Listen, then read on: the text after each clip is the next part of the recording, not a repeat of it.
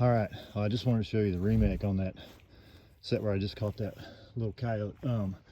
Unfortunately, she was pretty ate up with mange once I got to looking at her, and she stunk to high heaven, which is always an indication. If you, I mean, obviously they stink, but if they stink more than usual, you know, take a look at them real close.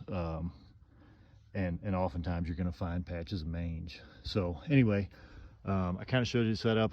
Comes down this field edge. There's a you know, one that goes back that way toward the creek, and then it continues on down. So this is just a good spot, kind of a three-way intersection, right? So it comes, you know, this way, going out that way, and then it, you know, transects right here. So anyway, this duff is great. It reeks of coyote here right now. I just went ahead and put punched my plug hole back in.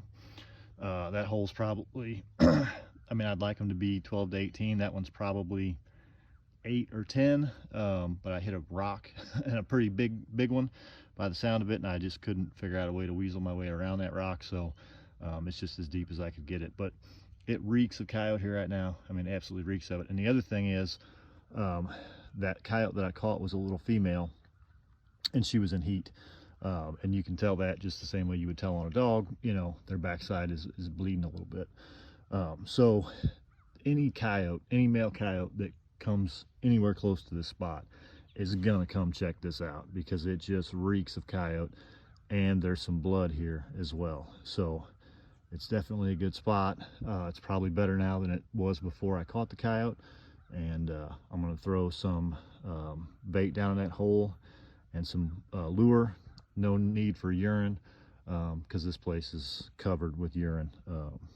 But take all that duff, you know, so that's all that is they spin around in the trap and just kind of tear up the grass, you know, in a circle. You can kind of see where she tore up in a circle. Pull all that stuff up, gather it up, and pile it up behind your hole.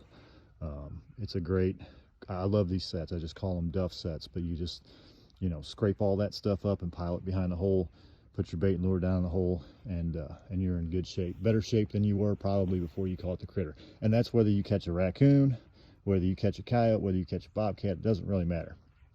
Anything that creates all this disturbance and creates all that odor is going to be beneficial to having anything that comes through here come over here and check that spot out, because they just, you know, it's just so much smell, so much sight.